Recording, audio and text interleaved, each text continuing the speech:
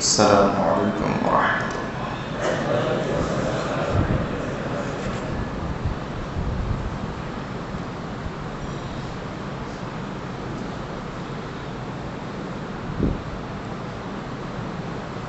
رب لك الحمد كما ينبغي لك لجلال وجهك وعظيم سلطانك.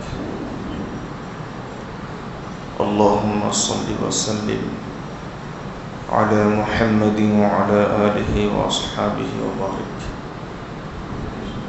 أما بعد. সকল প্রশংসা আল্লাহ তাআলার জন্য। আল্লাহ তাআলা আমাদেরকে পবিত্র জুমার নামাজ আদায় করার লক্ষ্যে আল্লাহর ঘর মসজিদে আসার তৌফিক দান করেছেন। আলহামদুলিল্লাহ।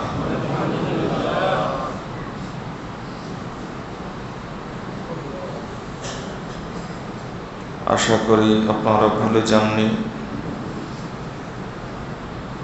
100 দীর্ঘ ধারাবাহিক আলোচনা আমরা শুরু করেছিলাম ইসলামের 4 খলিফা হযরত আবু বকর, হযরত ওমর, হযরত ওসমান এবং হযরত আলী রাদিয়াল্লাহু তাআলা আনহুম আজমাইন,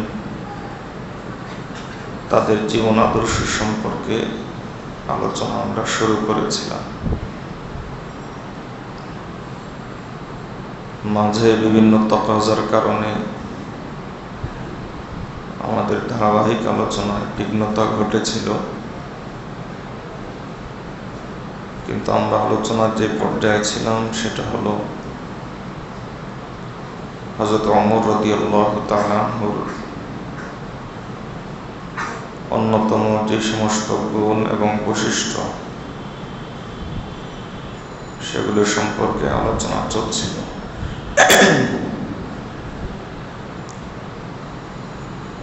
হযরত ওমর রাদিয়াল্লাহু তাআলা আনহুর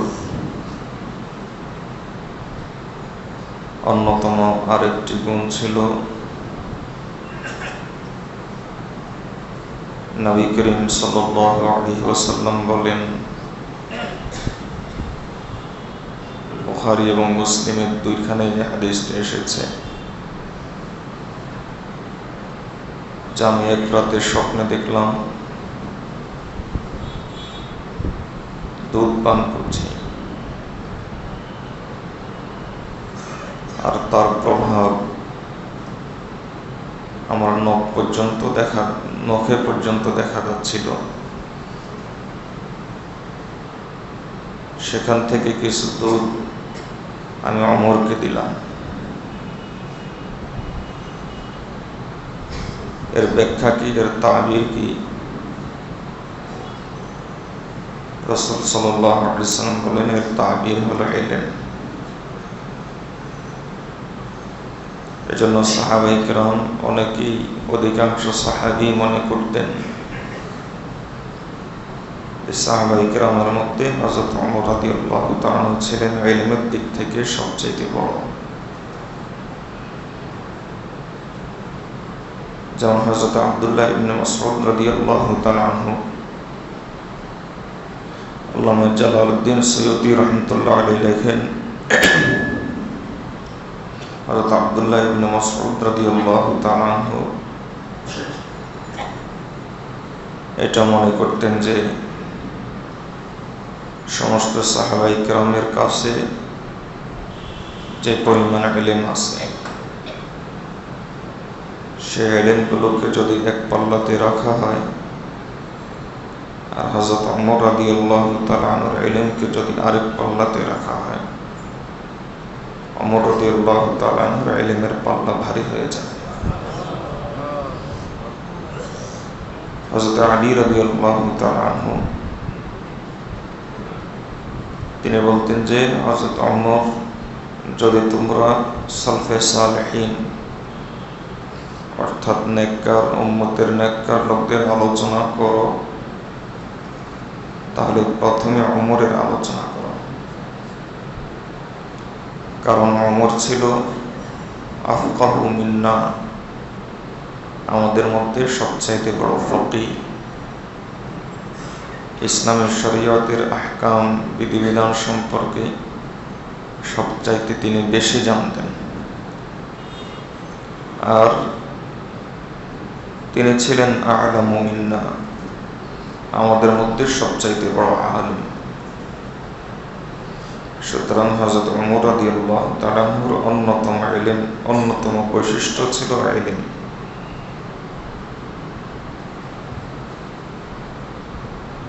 হযরত মুআবিয়া রাদিয়াল্লাহু তাআলা আনহু তিনি বলতেন যে হযরত ওমর রাদিয়াল্লাহু তাআলা আনহু আমাদের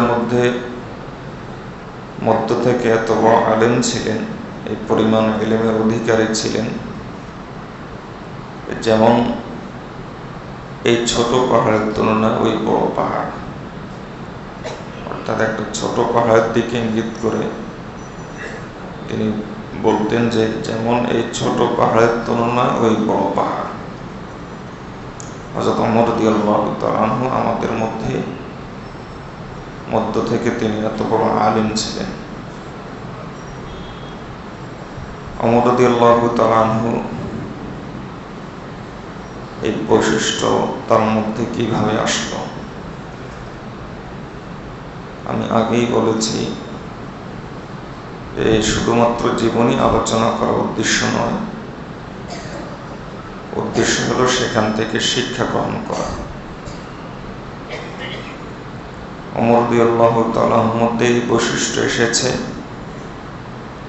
রাসূলুল্লাহ সাল্লাল্লাহু আলাইহি ওয়াসাল্লামের সুহবতের কারণে। সাহাবায়ে কেরাম তাদের অভ্যাস ছিল, যখন তারা বলতেন যা আবু বকর, যে নবীজির কাছে আবু বকর এসেছেন, সাহাবায়ে কেরাম মনে করতেন যে এর অর্থ হলো এর পাশাপাশি ওমরও অবশ্যই আছে।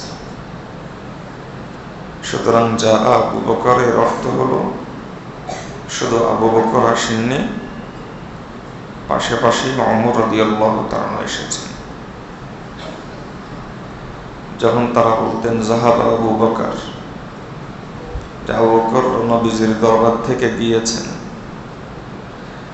সাহাবায়ে কেরাম পাশাপাশি এটাও মনে করতেন নিশ্চয়ই সাথে ওমর আছে।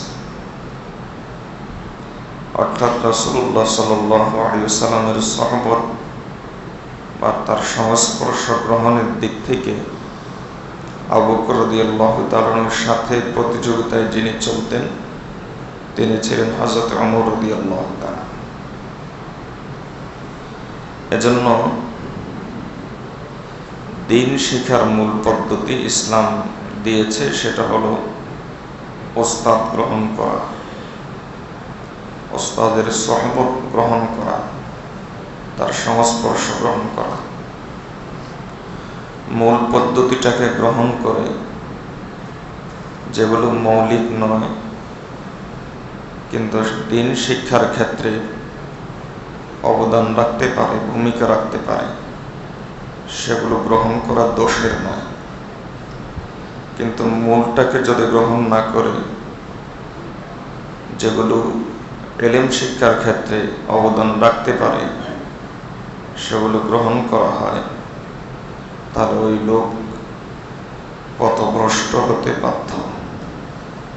বিষয়টাকে এভাবে পরিষ্কার করা যায় যে হযরত মুফতি শফি রহমতুল্লাহ আলাইহি, হাকিমুল উম্মত থানভী রহমতুল্লাহ আলাইহির অন্যতম খলিফা,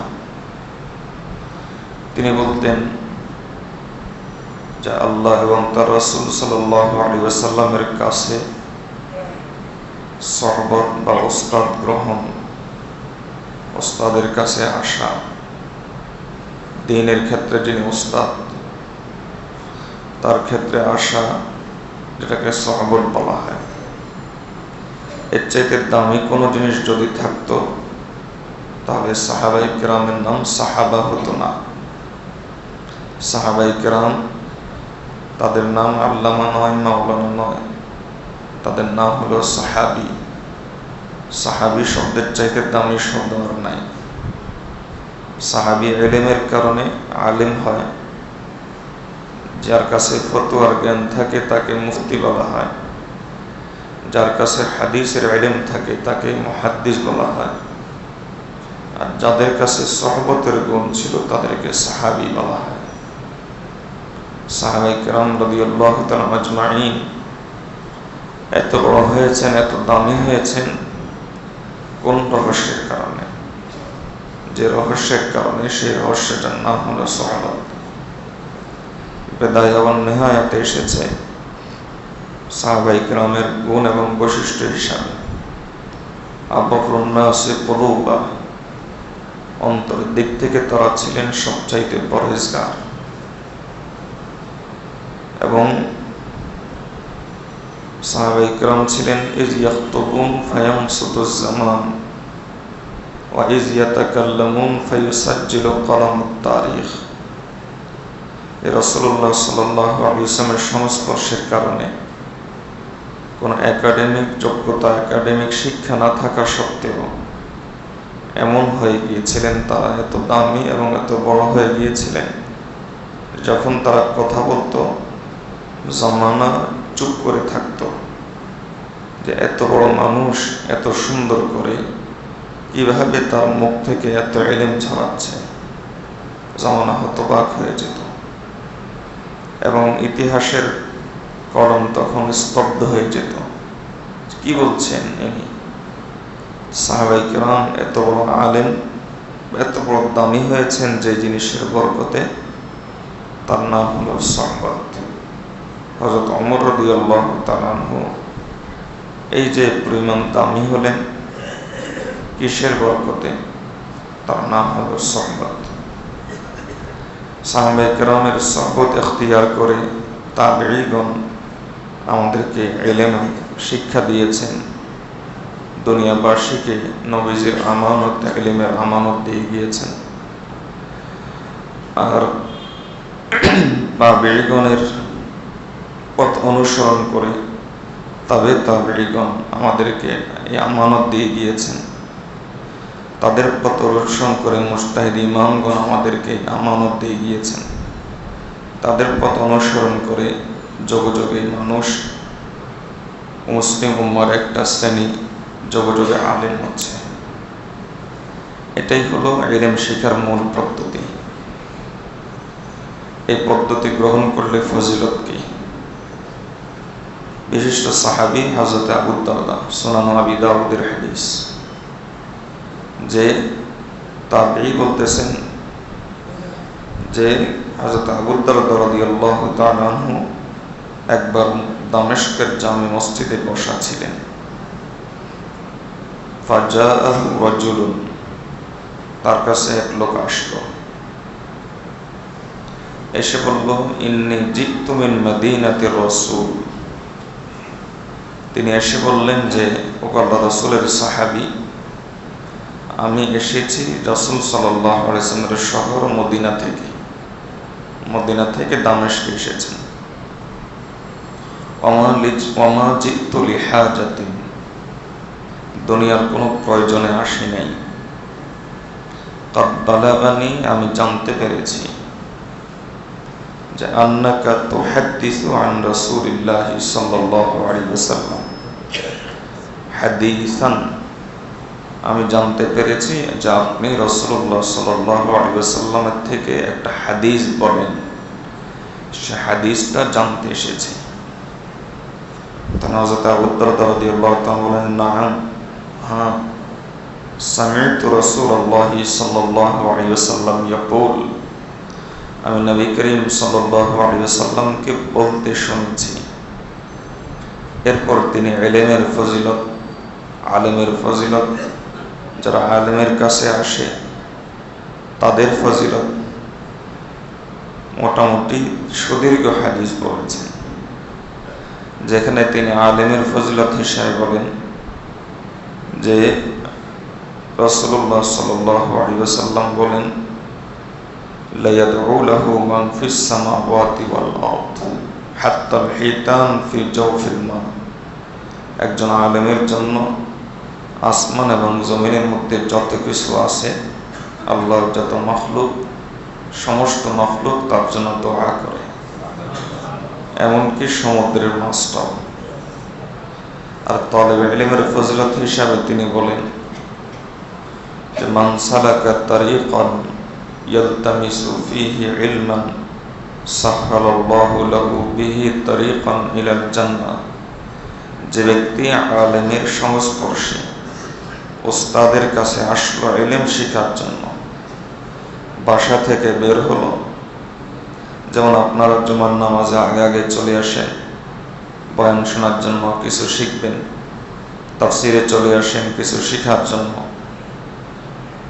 এভাবে যে ব্যক্তি আলেমের কাছে আসলো কিছু শেখার জন্য, রাসূলুল্লাহ সাল্লাল্লাহু আলাইহি ওয়াসাল্লাম বলেন যে আল্লাহ তাআলা এর মাধ্যমে তার জান্নাতের রাস্তাটাকে সহজ করে দেন। যত আসবে রাস্তা তত সহজ হবে, যত আসবে রাস্তা তত কমবে। এর কারণ কি?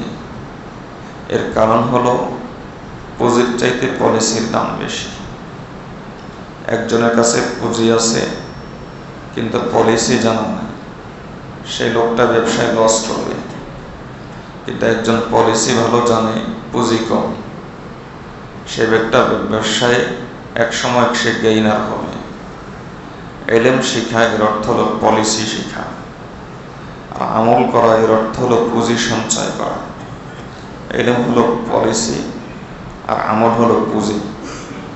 তো আমার কাছে যদি ইলম জানা থাকে তাহলে আমলের পুঁজিটাকে ভালোভাবে কাজে লাগাইতে পারবো। একবার আমি আপনাদেরকে বয়ান করেছিলাম, আমার যতদূর মনে পড়ে, যে উলামায়ে কেরামের মধ্য থেকে আলেমগণ এমনও মন্তব্য করেছেন শুধুমাত্র নিয়তের ইলম শিখতে কোন আলেমের 23 বছর সময় লেগেছে। তাহলে বুঝুন যে ইলমের পরিধি কি পরিমাণ এবং কত বড়, এবং এটা কত বড় মহাসমুদ্রের নাম। ওমর রাদিয়াল্লাহু তাআলা আনহু সাহাবায়ে কেরামের মধ্যে এইসব গুণ এবং বৈশিষ্ট্যের কারণে দামি ছিলেন, তন্মধ্য থেকে একটা হলো ইলম।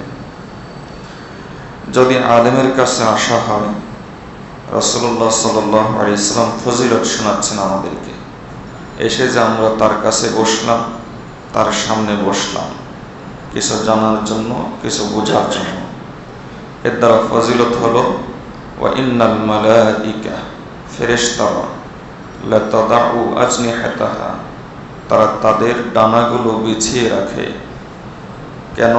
ফজলান লিতালিবিল ইলমি, যে লোকটা আলেমের কাছে এসে কিছু শেখার জন্য বসলো, তার মর্যাদার্থে, তার সম্মানার্থে ফেরেশতারা তাদের ডানাগুলো বিছিয়ে রাখে। দামি কোনো মানুষ যখন কোথায় যায়, যখন তার জন্য লাল গালিচার সংবর্ধনা দেওয়া হয়, তো রাসূলুল্লাহ সাল্লাল্লাহু আলাইহি ওয়াসাল্লাম কেমন যেন বলেছেন, যারা ইলম শিখতে আসলো তার জন্য লাল গালিচার সংবর্ধনা দেওয়া হচ্ছে। আমরা তো মনে করি যে বেশি আমল করে সে আমাদের মধ্যে সবচাইতে উত্তম। এটাও এক দিক থেকে মিথ্যা নয়, এক অর্থে সত্য। কিন্তু নবীজি সাল্লাল্লাহু আলাইহি ওয়াসাল্লাম আমাদেরকে শোনাচ্ছেন সবচাইতে উত্তম হলো মান তাআল্লামাল কুরআনা ওয়া আল্লামাহু, যে ব্যক্তি কোরআন শিখলো, যে ব্যক্তি কোরআন শিখালো, এটা হলো সবচাইতে উত্তম। তো যেটা বলতে বোঝাতে চাচ্ছি সেটা হলো ইলমের মূল ধারার নাম হলো উলামায়ে কেরামের সোহবতে আসা।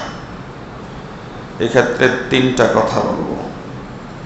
1 নম্বর কথা হলো যেটা একটু আগে বলেছি, এই মূল ধারাকে বর্জন করে কোনো ব্যক্তি যদি শুধুমাত্র কিতাব থেকে ইলম শিখতে চায়, কোনো আলেমের সংস্পর্শ নেই, তার পরামর্শ নেই, মনে চাইলো মার্কেট থেকে একটা বই কিনে নিল, তাহলে সে হয় মকসুদুল মামিন টাইপের বই কিনবে, অথবা তাওহীদ প্রকাশনীর ধোঁকাবাজপূর্ণ, মানুষের সাথে এমনি খেয়ানতপূর্ণ বুখারী শরীফের অনুবাদ কিনবে।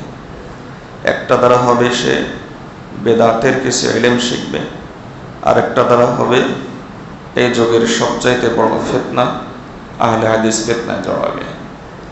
এজন্য মূল পদ্ধতি হলো, ইলমের শিক্ষার মূল পদ্ধতি হলো উস্তাদের কাছে আসা। আমি আগেই বলেছি যে এই পদ্ধতিটা অর্জন করে যদি আপনি শাখাগত পদ্ধতি অর্জন করেন নিষেধ নয়। আপনি যদি আলেমের সংস্পর্শে এসে তার পরামর্শ মতে যদি বুখারী শরীফ পড়তে চান পড়তে পারেন, নিষেধ নাই। তবে তিনি একটা সময় বলবেন কখন আপনার বুখারী পড়তে হবে, কখন আপনি মুসলিম পড়বেন, এটার সময়টা তিনি নির্ধারণ করে দেবেন। বুখারী পড়ার জন্য একজন আলেম সাথে সাথে মাদ্রাসায় ভর্তি হলেই তাকে বুখারীর অনুবাদ ধরিয়ে দেওয়া হয় না। একজন আলেম 12-14 বছর পড়ার পর তারপর তাকে বুখারী শরীফ পড়ার যোগ্য মনে করা হয়, এরপর তার হাতে বুখারী শরীফ দেওয়া হয়। তো আমি যদি সাথে সাথেই দিই, ইলম শিখতে মনে চেয়েছে, ইন্টারনেটে বসলাম, গুগলে বসলাম, ইউটিউবে বসলাম, সার্চ দিলাম, তারপর আমি ইলম শেখা শুরু করলাম। এই ইলম আমাকে কখনো সিরাতে মুস্তাকিম জান্নাতের পথ দেখাবে না। এই ইলম আমাকে কিছু নেট মানে হলো, আমার শায়েখ বলেন ইন্টারনেট নয়, এটা হলো এন্টারনেট। ইন্টারনেট মানে এন্টারনেট। শয়তান নানা ধরনের জাল সেখানে বিছিয়ে রেখেছে। আমার শায়েখ বলেন এটা হলো এক মহাসমুদ্র, যেখানে নাপাকিও থাকে, পাক জিনিসও থাকে। কিন্তু আমার তো যোগ্যতা নাই, এই রুচি তো আমার হয় নাই যে কোনটা পাক আর কোনটা না পাক, এই রুচি তো আমার আসেনি। কাজে আমি যদি ইলম সেখান থেকে শিখতে চাই কোনো উস্তাদ ছাড়া, যখন মনে চাইল আমি ঘাটাঘাটি শুরু করে দিলাম। তাহলে এই নেট জগতে ইসলাম সম্পর্কে নাস্তিকরাও লেখে, ইহুদি খ্রিস্টানরাও লেখে, কথিত আহলে হাদিসরাও লেখে, ওই রাজারবাগী ফিতনারও নেট আছে, এ জাতীয় সমস্তগুলারই নেট আছে। তা আমি তো আর আপনার তো জানা নাই, আমার তো আর আপনার তো জানা নাই, ওই লেভেলের ইলম নাই যে কোনটা হক এবং কোনটা না হক, এই বোঝার যোগ্যতাটা নাই। সার্চ দিলাম, এরপরে বের হয়ে গেল এই সংক্রান্ত যত কিছু। কথার কথা, নামাজ সম্পর্কে নামাজ লিখে গুগলে সার্চ দিলাম, তাহলে এই সম্পর্কিত যত ইহুদিরা যেগুলো লিখেছে সেগুলো আমার সামনে আসবে, খ্রিস্টানরা যেগুলো লিখেছে সেগুলো আমার সামনে আসবে, এবং অন্যান্য ফিতনা যেগুলো লিখেছে সেগুলো আমার সামনে আসবে। হবে কি, আমার তো আর ততটুকু যোগ্যতা নাই যে কোনটা সঠিক আর কোনটা বেঠিক। সবগুলো গিলতে থাকবো আর বদহজম হতে থাকবে, আর এই বদহজমই মানুষের সামনে এসে এরপরে প্রকাশ করতে থাকবো। এর দ্বারা তার দুর্গন্ধ ছড়াবে, ইলমের সুগন্ধি আসবে না। এজন্য ইলম শিখার মূল পদ্ধতি হলো উলামায়ে কেরামের সুহবত, ওস্তাদ মানা। ওস্তাদ মেনে ওস্তাদের পরামর্শ মতে আপনি ওই শাখাগত পদ্ধতি অবলম্বন করা নিষেধ নয়। শুধু কিতাব থাকলে যদি বড় আলেম হওয়া যেত, তাহলে যত লাইব্রেরির মালিক আছে সব লাইব্রেরির মালিক সবচেয়ে বড় আলেম হইত, কারণ তাদের কাছে কিতাব সবচেয়ে বেশি আছে। কাজেই শুধু বুখারী শরীফ, মুসলিম শরীফ এগুলো কিনলেই, দুই একটা হাদিসের অনুবাদ পড়লেই যদি আলেম হওয়া যেত, তাহলে বোঝা, দুই একটা হাদিস পড়লেই যদি আলেম হওয়া যেত, তাহলে লাইব্রেরির মালিকরা আরো বড় আলেম হতো। আল্লাহ আমাদেরকে এই ফিতনা থেকে আমাদেরকে বেঁচে থাকার তৌফিক দান করুন। এখান থেকে এই বিষয়টা মনে করবেন না যে আমি কিতাব পড়া নিষেধ করেছি, এটাও মনে করবেন না যে ইলমের অন্যান্য পদ্ধতিকে আমি নিষেধ করেছি। আমি আগেই বলেছি সেই পদ্ধতিগুলো নিষেধ নয়, তবে সেগুলো মূল পদ্ধতি নয়। কোনো ব্যক্তি ফরজ নামাজেই পড়ে না, কিন্তু নফলের খুব গুরুত্ব, নিচে লুঙ্গি নাই, মাথায় পাগড়ি বেঁধে আছে, তাহলে এই লোকটা যেমন পাগল, ঠিক তেমনিভাবে কিতাবের থেকে ইলম শিখতে চাই, বুখারী নিয়ে পড়া শুরু করে দিয়েছি, অথচ কোনো উস্তাদ নাই, এই লোকটা দ্বীনের ব্যাপারে এর চাইতে বড় পাগল। আল্লাহ আমাদেরকে এই বিষয়গুলো বোঝার তৌফিক দান করুন। দ্বিতীয় যে বিষয়টা বলতে চাই, সেই বিষয়টা হলো ইলম শিখার নামে এখন চরম অশ্লীলতাও চলছে। আমি এমন ঘটনা শুনেছি, আমার যুবক ভাই তাদের মধ্য থেকে তওবার উদ্দেশ্যে এসে নিজের জীবনের কাহিনী এবং বিবরণ দিতে গিয়ে আমাকে এভাবেও পর্যন্ত বলেছে, হুজুর আমি একসময় লেকচারের খুব ভক্ত ছিলাম, কিছু শাইখের লেকচার শুনতাম, আর আপনাদের ব্যাপারে বিদ্বেষ অন্তরে জেগে উঠত, যে বলতাম যে এরা সব আমাদেরকে গোমরা করছে, হাদিসে একরকম আর আমাদেরকে বলে একরকম। আমি নিজেকে কখনো সবসময় বলতাম যে আমার প্রথম পরিচয় হলো আমি মুসলিম। তা আমি উত্তর দিলাম যে ভালো কথা, তা আমরা কি বলি নাকি আমরা মুসলিম? না হুজুর, সেটা নয়। এই কথার আড়ালে আমার একটা কথা লুকানো থাকতো, সেটা হলো মনে হয় যেন মুসলিম আমি আর কেউ মুসলমান নয়। এটা আমার একটা রোগ ছিল।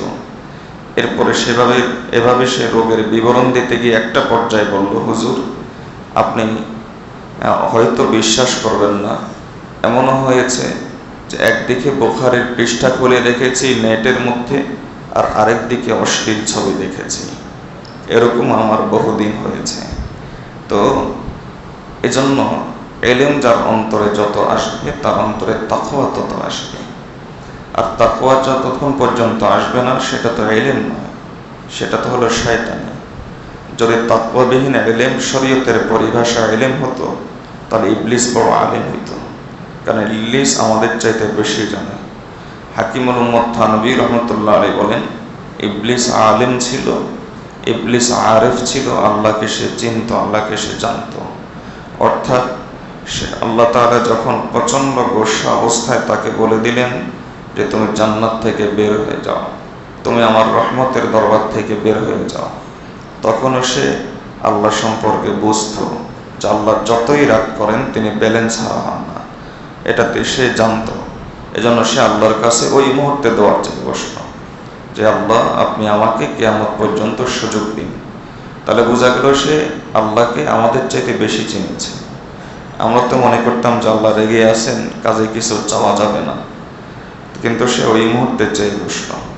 তাহলে সে আরেফও ছিল, সে আমলকারীও ছিল, কিন্তু সে আশিক ছিল না, অন্তরে তার ইশক ছিল না, মহাব্বত ছিল না। কাগজে ইলম, খসখসে ইলম, আর সহবতের ইলম হলো তাকওয়া ওয়ালা ইলম। আলেমায়ে কেরামের সহবতে আসলে আপনার ইলম কি পরিমাণ বাড়বে, এটা আপনার যোগ্যতা অনুযায়ী, পাত্র অনুযায়ী আল্লাহ দিবেন। পাত্র যত বড়, সেখানে সেই পরিমাণ যাবে।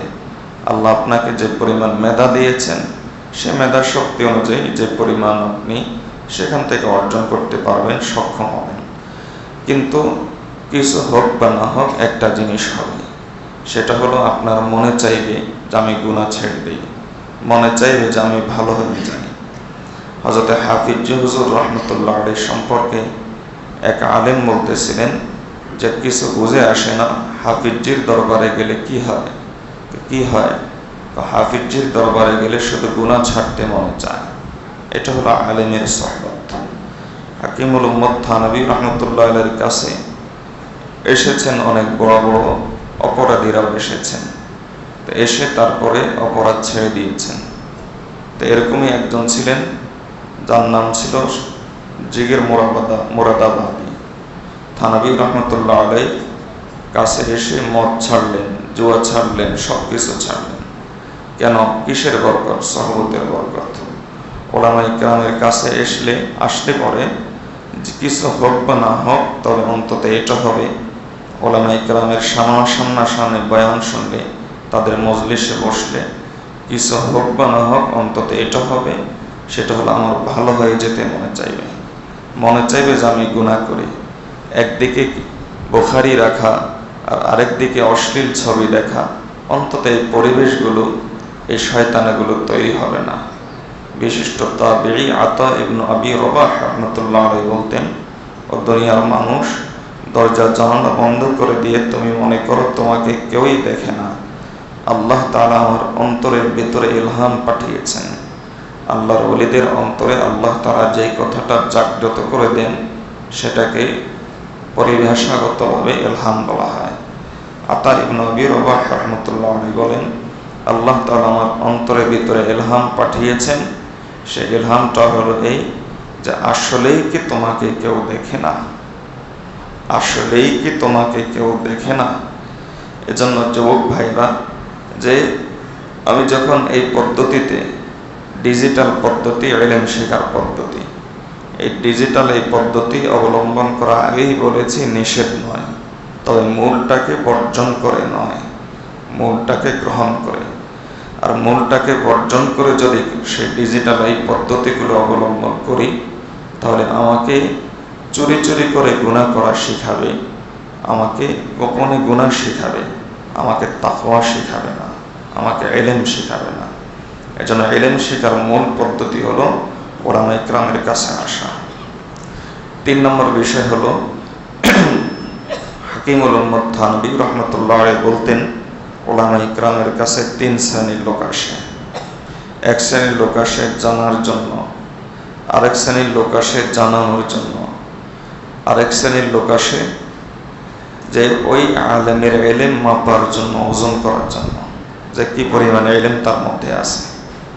এই আপনি যদি মূল পদ্ধতিটা অবলম্বন করে অন্যান্য পদ্ধতি অবলম্বন করেন, তাহলে আপনার মধ্যে 2টা গুণ আসবে। যেটা গুণ নয়, যেটাকে বদস্বভাব বলা যায়। একটা হলো আপনার মধ্যে আসবে কখনো কখনো আলেমের কাছে যাইতে মনে চাইল, জানার জন্য যাইতে মনে চাবে না, জানানোর জন্য আলেমের কাছে যেতে মনে চাইবে। আর কখনো কখনো আলেমের কাছে যেতে মনে চাইল এলেমের ওজন মাপার জন্য যেতে মনে চাইবে। আর যদি আপনি মূল পদ্ধতিটা অর্জন করে আপনি শাখাগত এই পদ্ধতিগুলো অর্জন করেন, গ্রহণ করেন, তাহলে আলেমের কাছে আপনার জানার জন্য যেতে মনে চাইবে।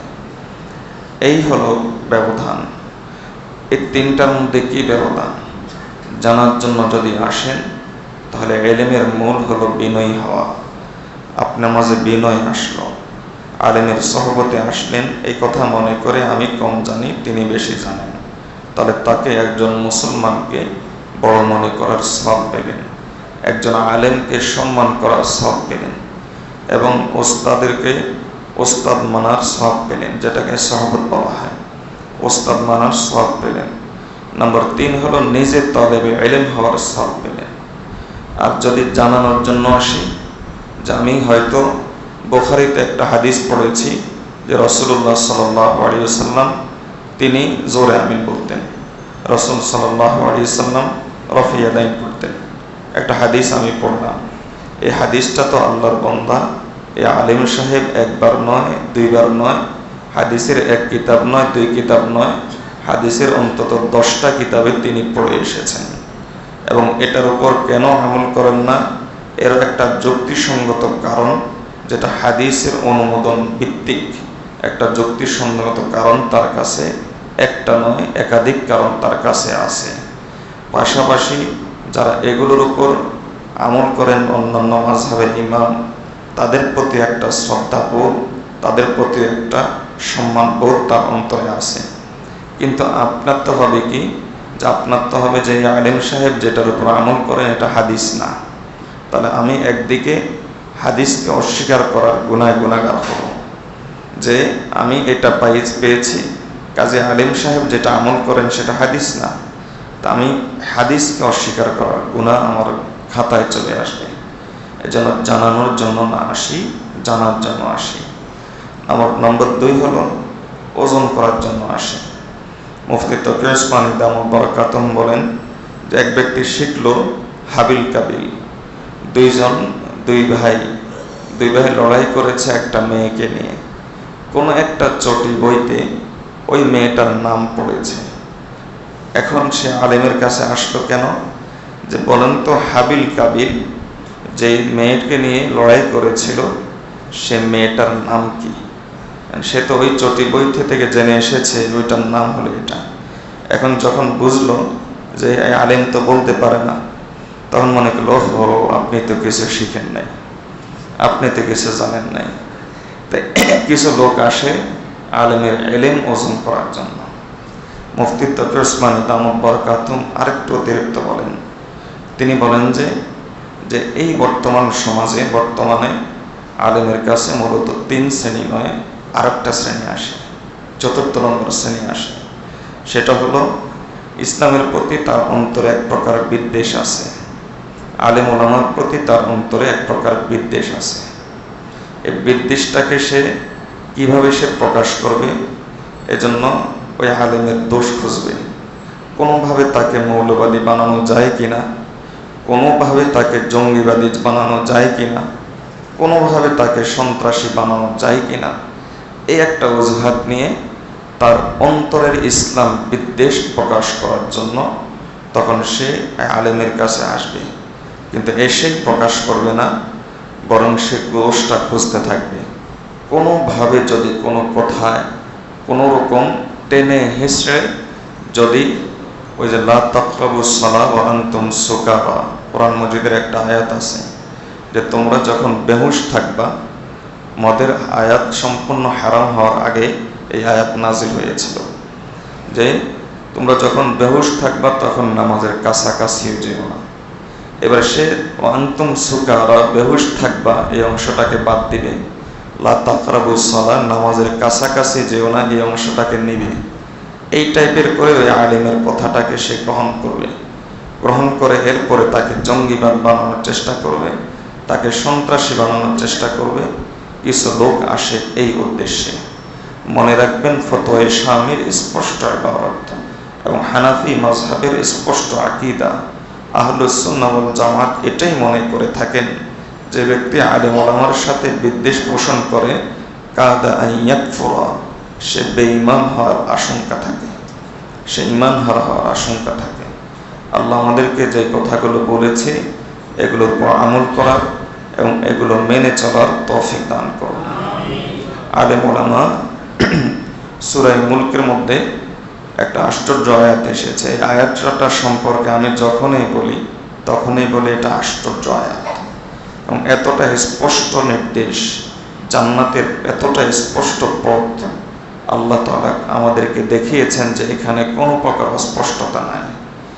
সেখানে এসেছে যে আল্লাহ তাআলা কিছু জাহান্নামীকে জিজ্ঞেস করবেন, ব্যাপার কি, তোমরা জাহান্নামী কেন? তখন তারা বলবে লাউ কুন্না নাসমাউ, ওগো আল্লাহ যদি আলেমের কথা শুনতাম, আও নাকিলু, অথবা নিজেই যদি আলেম হয়ে যেতাম। যদি আলেমের কথা শুনতাম অথবা নিজেই যদি আলেম হয়ে যেতাম তাহলে মা কুন্না ফি আসহাবিস সাঈর, আজকে জাহান্নামী হতাম না। এজন্য উলামায়ে কেরামের কথা শুনলে অথবা নিজে আলেম হয়ে গেলে, তাহলে ইসলাম এখানে দুইটা পদ্ধতি দিয়েছে। একদল আলেম হবে, একদল আলেমের কথা শুনবে। একদল আলেম হবে আর একদল আলেমের কথা শুনবে। কোরআন মজিদে আল্লাহ অন্য আয়াতে এভাবে নির্দেশ দিচ্ছেন, ওয়ালাউলা নাফারা মিন কুল্লি ফিরকাতিন তাইফা, যে একটা বড় দল থেকে কিছু ছোট্ট দল বের হবে। কথার কথা 100 জন থেকে 3 জন বের হবে, 1000 জন থেকে হয়তো 10 জন বের হবে। কেন বের হবে? লিয়াতাফাক্কাহু ফিদ্দীন, দ্বীনকে শেখার জন্য, আলেম হওয়ার জন্য। এই 10 জন আলেম হবে আর বাকিরা এই 10 জনের কথা শুনবে। আল্লাহ তাআলা এই একটা পদ্ধতি আমাদেরকে দিয়েছেন। একদল হবে আলেম আর আরেক দল আলেমের কথা শুনবে। আলেমের সংখ্যা কম হবে যোগে যোগে, এটা কোরআন মজিদের ইঙ্গিত থেকেই বোঝা যায়। এজন্য আপনাদের সকলকে আলেম হতে হবে তা জরুরি নয়, তবে উলামায়ে কেরামের সহবতে আসতে হবে। শেষ করছি হাকিম মুহাম্মদ থানভী রহমাতুল্লাহ একটা কথা দিয়ে। থানভী রহমাতুল্লাহ আলাইহি, মুফতি শফি রহমাতুল্লাহ আলাইহি বলেন যে হুজুর, এই যে কবি বললেন এক জামানা সোহবতে বা আউলিয়া বেহতার সব সালে তাআত বেরিয়া, যে একজন আহলুল্লাহ, আহলে হক, হক্কানি আলেমের কাছে বসলে তাহলে রিয়া মুক্ত 100 বছর ইবাদতের চাইতে উত্তম হয়। এই যে কবির কথাটা বললেন, মুফতি শফি রহমাতুল্লাহ আলাইহি বললেন, হযরত জি মনে হয় যেন কবির বাড়াবাড়ি। থানভী রহমাতুল্লাহ আলাইহি উত্তর দিলেন, না, এটা হলো কবির কমাকমি, কবির ছাড়াছাড়ি। কেন? আমি যদি বলতাম তাহলে আমি বলতাম 1000 বছর রিয়া মুক্ত ইবাদতের চাইতে উত্তম হলো একজন আলেমের একটা মজলিসে শরীক হওয়া। আমাদের বড়রা কখনো দলিলবিহীন কথা বলেন না, দলিলবিহীন কথা কখনো তারা বলেননি। এতটুকু আস্থা, এতটুকু বিশ্বাস আপনারা আমাদের বড়দের উপর রাখতে পারেন। থানভী রহমাতুল্লাহ আলাইহি বলেন যে আমার কাছে দলিল আছে। কি দলিল? হাদিস থেকে। কি দলিল? ইবলিস 1000 বছর পর্যন্ত আল্লাহর ইবাদত করেছিল। 1000 বছর পর্যন্ত ইবাদত করার পর সে গোমরাহ হয়ে গিয়েছে, বেঈমান হয়ে গিয়েছে। আর রাসূলুল্লাহ সাল্লাল্লাহু আলাইহি সাল্লাম যারা আলেমদের কাছে আসে তাদের ফজিলত সম্পর্কে বলেছেন, হুম লা ইয়াশফা জালিসুহুম, এদের মজলিসে যারা আসে এরা কখনো ব্যর্থ হয় না, হতভাগা হয় না। আর একজন মানুষের সবচাইতে বড় দুর্ভাগ্য হলো ঈমান হারা হয়ে যাওয়া। এর চাইতে বড় দুর্ভাগ্যের জিনিস আর কিছু নাই। তাহলে প্রকারান্তরে আল্লাহ রাসূল সাল্লাল্লাহু আলাইহি সাল্লাম অনেকটা গ্যারান্টি নিয়ে নিলেন যে ব্যক্তি আলেমের কাছে আসবে, তার সংস্পর্শে বসবে, তার মজলিসে বসবে, অনেকটা গ্যারান্টি নিয়ে নিলেন যে সে ঈমান হারা হবে না। তাহলে এখান থেকে বোঝা যাচ্ছে ইবলিস 1000 বছর ইবাদত করেও গোমরাহ হয়ে গেল, আর আলেম ওলামার কাছে আসলে সে গোমরাহ হবে না, ঈমান হারা হবে না, নবীজি বলে দিলেন। তাহলে বোঝা গেল আলেম ওলামার মজলিসে বসা 100 বছর নয়, 1000 বছর রিয়ামুক্ত ইবাদতের চাইতে উত্তম। আল্লাহ তাআলা আমাদেরকে এই কথাগুলোর উপর আমল করার, এই কথাগুলো মেনে চলার, হক্কানি উলামায়ে কেরামের মজলিসে বেশি বেশি করে শরীক হওয়ার, তাদের সংস্পর্শে বসার, নিজের মধ্যে তাকওয়া আনার তৌফিক দান করুন। সম্প্রতি কিছু পত্রিকায় ইসলাম বিতর্ক একটা বই নিয়ে লেখা হচ্ছে, এটা সম্পর্কে মাত্র 1 মিনিটে না বললেই নয়। সে বিষয়টা হলো, আলেম ওলামা আগ থেকেই বলে এসেছেন, আল্লাহর কসম আলেম ওলামার কথা শুনলে দেশের জন্য ভালো, সকলের জন্যই ভালো। আলেম ওলামা আগ থেকেই বলে এসেছেন, এইসব নাস্তিকদেরকে শায়েস্তা করো।